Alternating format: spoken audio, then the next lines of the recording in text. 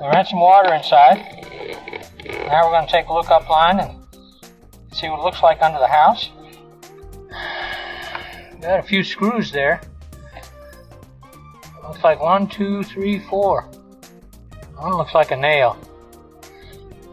But let's see if we can pass those. Oh. Boy, I hate to push those up line. It's almost like they're glued together.